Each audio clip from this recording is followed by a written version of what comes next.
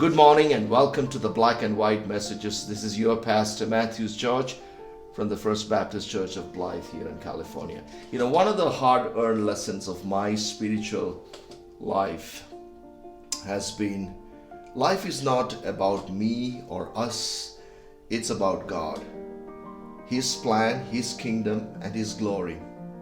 And we are reminded about this in the first 4 words of the Bible.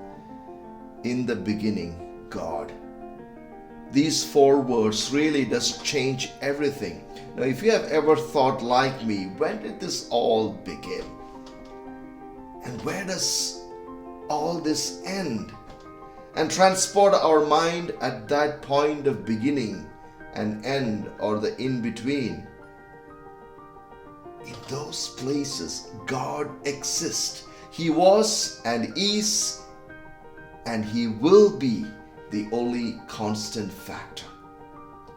The universe was created by God, and everything that He designed functions according to His plan and purposes. This includes you and I, created in God's image, meaning having a soul that enables us to communicate with God for His glory. So we are not made to live independent, self-driven lives. And this might be a shocker for some. But the Bible is clear, we do not chase our moment of glory, but God's glory and His purposes, which maximizes our joy. So the question really comes to where this godly living finds its expression.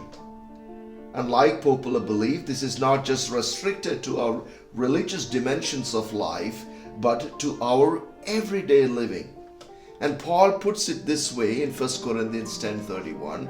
So whether you eat or drink, or whatever you do all to the glory of God. So when we are thinking about living our lives for the glory of God, most of us are not really thinking about eating or drinking or mowing or washing dishes. No. None of those ordinary, repetitive functions cross our mind. We are thinking about the big, life-changing spiritual moves that we make in life.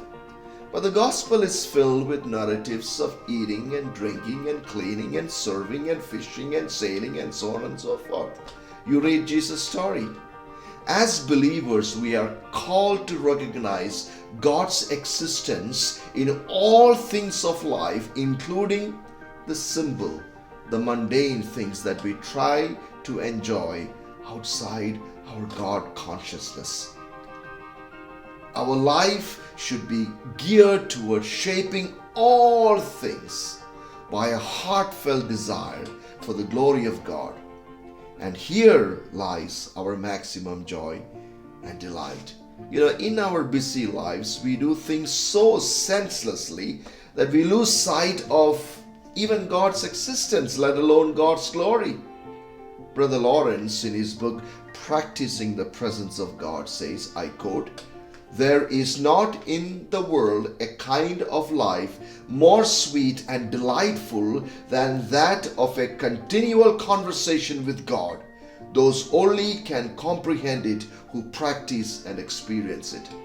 My prayer for you this week is that how many of us would make an attempt to practice and experience the presence of God in all aspects of our life. God bless you.